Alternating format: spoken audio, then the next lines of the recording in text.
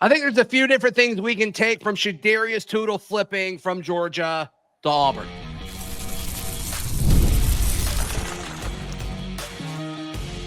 You are Locked On Auburn, your daily podcast on the Auburn Tigers. Part of the Locked On Podcast Network, your team every day.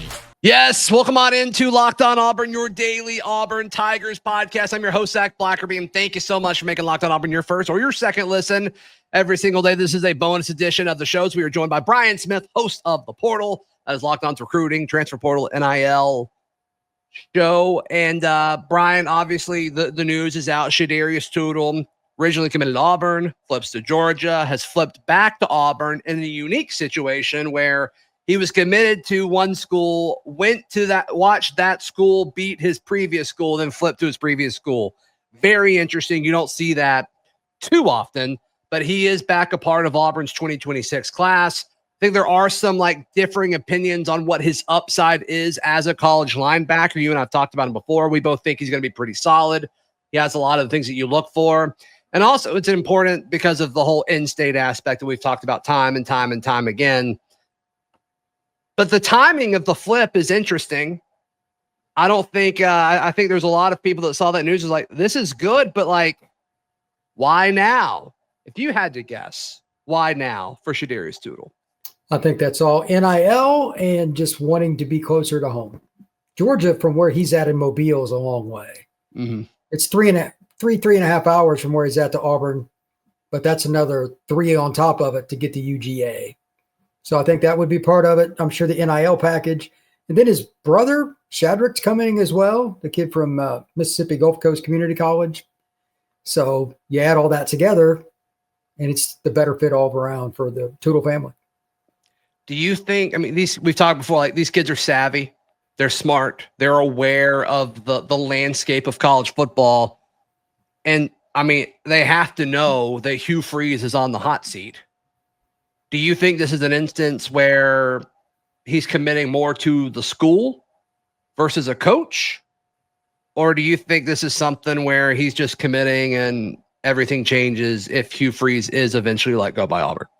I think he's committing to his family because of his brother being part of the package.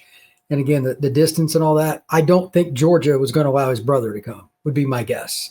Kirby's pretty picky, especially about DBs because that's what he played at Georgia. So I think that they're committing more to Auburn, to be honest with you. So if there is a coaching change, I don't think it'll matter. What percentage of guys committed do you think that would apply to? Very low. 20%, 20% maybe. Yeah.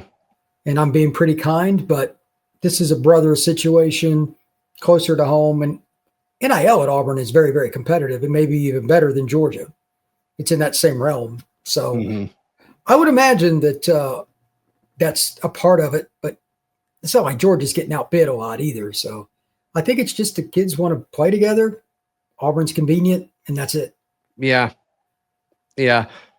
When you think about the importance of these next few games for Auburn, another home game at night against a pretty good Missouri team. You're really high on Missouri. How much can these next few weeks go for Auburn from a recruiting standpoint, from a Hugh Freeze standpoint? From all of it. I don't think the following will transpire, but if they got blasted by Missouri in the way their quarterback's playing, I doubt that would happen. Auburn's defense is legit. Things could go sideways. If you get beat 28-7, that could be a problem. Yeah, I think that's it. If you lose 28-7, I think that's it. Yeah, that's what I mean. Then this is the really dirty part of it. You're going to lose a lot of recruits when you get rid of the coach, but you're probably also going to lose a lot of players. But you might, Brian, if you lose 10-7, that might be it. That's I think the other part. I just don't think you can have if you lose 31-28, I feel like it's more palatable because you had an offense for a moment. Right. Very important point. Yeah. Yeah. That means you actually threw the football and somebody caught it. You did something. You moved the ball. You probably scored in the second half. I think the defensive players, and this is just my own conjecture, this is not me talking to anybody, but yeah, at some point they just got to be like, look, you guys either need to figure this out or I'm out of here. That's what I would do. because that defense, minus the Baylor game, there was some iffiness there. But after that, they've been about as good as any defense in the country. And they're getting the raw end of the deal because they're back on the field over and over when the offense goes 3 and out, 4 or 5 plays for 12 yards, whatever. Like, what was it against Georgia? It was 50 yards of offense in the second half or something just ridiculous. 40. My bad. I overshot it. I mean, that's insane. Like, Georgia, if you went through and look at Georgia the last 2 years, is there any chance somebody had less than 40 yards and a half? Even the directional schools they played? I bet you if we looked it up. I mean, not in the SEC, I would be surprised. I mean, it was awful. And the fact that you were able to move the ball so well in those first few drives, and then I know. I mean, it's heartbreaking. It stinks. It really, really stinks. I thought they were going to blow them out there for a second. Yeah, I mean, the hope was there, right?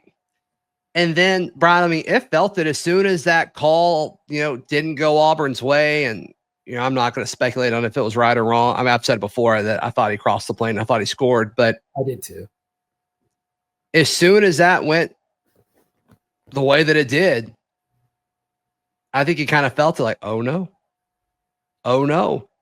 here we go again. Can they fight back? Can something go against them? And then they stand up and say, that's all right. Let's turn our focus to the second half. And, Hugh Freeze talked about it earlier this week, like adversity, like defines and shows who you are. It's like, yeah. I mean, so far it's shown Auburn to not be a very good football team on offense. Again, it's the same thing I said a minute ago. If I'm a defensive player, it might be time for a meeting. It may not end very well if you do it, but it may be what needs to happen. Like, you guys suck. What's going on here? I'd be livid. 40 yards? What are y'all doing? Yeah, and how much of that is personnel and how much of that is coaching would be that. Well, that's where I'm having a hard time. Like, is Jackson perfect? No. Right. But I think you could call a game where you have a plan for him. Like, sure. I'm a big Marcel Reed guy. We've talked about it before. I think Marcel Reed's really, really good, but he has some major flaws in his game when it comes to accuracy. But A&M's offense, they've got a plan for him. They know how to use them. When they throw I don't think we have a plan for Jackson Arnold. Yeah, Reed's not very good at throwing the deep ball. Where they got a bunch of little shifty guys, just get it to them in 10 yards and less and let them run. Yeah, or let Marcel Reed run it or move the pocket. Like, they do a lot of different stuff. Yep. And Auburn did a good job of limiting a lot of that stuff and kind of forced him to throw it deep, and he wasn't able to. Like, it worked out. But like what we saw in the first few drives for Auburn with Jackson is it didn't look like he was reading anything. It looked like he was just, dishing out and doing a single read every time. And then it's like he ran out of plays. It's like the script ended and you didn't know what else to do. And Kirby adjusted, and that's all she wrote. And so there are so many offenses in college football where a coach has to compensate for his quarterback's decision-making. And Hugh Freeze appears to be unwilling to change on that regard. And I don't know what you do with that.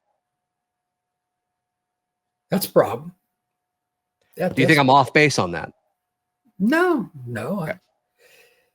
I mean, look, they don't make adjustments very well, and neither does Jackson, obviously, if you're making on offense. Yeah. Defensively, they've adjusted about everything. They played some pretty darn good teams, and they've held them to under 25 points. Except, again, Baylor game's the only time things didn't go the way they really wanted. Everything else has been above board defensively. Imagine what Auburn's defense would be if they were out there 3 or 4 less minutes a game. It's big. It doesn't sound like much, but look at it this way. If you're chasing somebody in a game of tag, it's a lot harder because you don't know where that's what you do on every play on defense. You burn a lot more calories. One more drive is massive. Yeah. That's why, especially early in a game, if you can get a couple of 3 and outs and stay rested before halftime, you're golden. Mm-hmm. Yep. I want to talk more about something you said with NIL, because NIL is going to be a big part of this. If this goes the direction that a lot of us think it's going to go this season, is Auburn in a good enough spot NIL-wise to be okay? That's next, right here on Locked on Auburn. Today's show brought to you by our friends at Mazda. Mazda delivers confidence with every ride with more IIHS Top Safety Pick Plus awards than anyone else. From footwork to breathwork, athletes sweat all the details. Mazda brings the same intention to how they craft every model. With all-wheel drive standard in every crossover SUV, you can drive with confidence throughout almost any season. Like our players, we sweat every detail because when you make every move count, impossible becomes irrelevant. Mazda, move and be moved. Today's show also brought to you by our friends at Alumni Hall. Alumni Hall's got 3 great physical locations in Auburn, Opelika, and Huntsville. And of course, they're also available at alumnihall.com. But the best selection of Auburn gear, swag, merch that you could possibly imagine. You're coming in town for the Auburn, Missouri game. Stop by either in their Tigertown location in Opelika or across the street from campus over on College Street for their Auburn location and get suited up. Get ready for the game. So thank you so much for Alumni Hall for supporting the show. Brian Smith, host of The Portal, hanging out with us. Auburn seems primed and ready, and I'm going to say almost preparing for what's coming from an NIL point of view. I think, moving the Baylor game from Auburn to Atlanta for NIL to kind of take off several $1 million off of the load that the rev share is carrying, I think is big for all sports. But you got to think that John Cohen, when he made this decision, it was, hey, some of these kids are about to get more expensive if we have to make a move. And I'm just speculating. Think that's kind of common sense at this point. But is that enough? Is that enough, Brian? If things continue to go south, how much can Auburn hold on to this roster? That is the $1 billion question. And it's ironic that you mentioned that because it's a topic that I'm trying to tackle literally right now for a show I got coming up on the Portal podcast, because Auburn's not the only one in this boat. I mean, Virginia Tech, Oklahoma State, everybody's like, how do we keep some of these players so the next guy isn't hosed? I think we all know, barring something changing, there's a pretty good chance Hugh Freeze is cooked. But, I mean, anything's possible. But even if he stays, that may not work either. They're going to have to, again, those defensive players probably aren't very happy with the offense. And the guys on offense, Damari Alston, probably wasn't very happy either. Mm-hmm. So they're going to have to either A, pay up a lot, or B, watch a bunch of guys walk out the door. Then you're back at square one at year 4 with Freeze or with the new coach. And some of this is not, some of what might be necessary isn't going to feel good in real time because they're already paying a lot of these guys maybe more than they're actually worth because of last year. And other guys came calling and you had to pay them more in order to keep them, which 100%. Is part of it. And some of them, I think of some of these high profile guys, and this is mainly on offense versus defense, where I'm asking the question, is it worth it? Is it worth you paying every receiver on your roster when you can't use more than 2? Is it worth it? And I think that's a question that Auburn is going to have internally and figure all that out. Yeah, Perry Thompson got paid, but he doesn't play a ton. I mean, he plays. Think Malcolm Simmons is making money? No. Yes. But they don't, and they're both worth it. They're both deserving of it. I'm not saying don't pay those guys, but if you're Auburn and you've got to make a decision, and it's not that you're not worth it. I don't think we can use you in this offense. They have not shown proof of being able to use that many elite guys, which is so sad. It's such a bummer. And offensive coaches throughout college football are looking at this team saying what? All the things I would do if I had Cam and Singleton and Malcolm and Perry. It's a bummer. It's a bummer. But if your offense can't use that many dudes, what are we doing? Could you imagine what a certain guy in Oxford, Mississippi would do with Malcolm Sims? Yeah. I mean, he's just one example, and that's low-hanging fruit. Wayne's a really good passing game coordinator, but there's a lot of guys like that. Western Kentucky's coaching staff for a decade has figured out every wide receiver known to man. Western Kentucky, but they can't figure it out at Auburn? It's crazy. Yeah. And, just how much of it is quarterback selection That's once part of again, it. I mean, you use Lane Kiffin, like they went out and got a D2 guy from Ferris State, which Ferris is not a state, and he's balling. And you go and get the former 5-star from Oklahoma, like, yeah, it's not like rankings matter. And there's certainly an argument for Jackson to put it all together in the offseason. But at some point, like, you got to look at and say, like, okay, as an evaluator, are you good at what you do anymore? And you're not. Based off of what we've seen so far, you're not.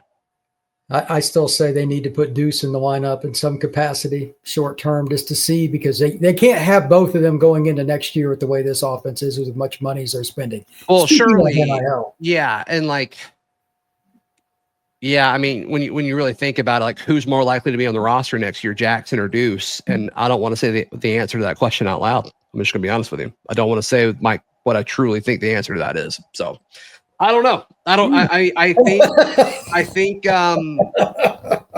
know, if you have like less than 10 points at the half against Missouri on Saturday, do you try to get a spark with someone? And I think it'll be Ashton before Deuce, but man, can you imagine the energy for either of them? I think that could revitalize Jordan-Hare Stadium a little bit. they got to try something. If they go in down 13-7 at half, and Missouri's not any juggernaut either offensively, but their defense is legit. Yeah. And your quarterback's struggling, as the saying goes, can it get any worse? Why not try something different? Yeah. And it could get worse. It could get worse.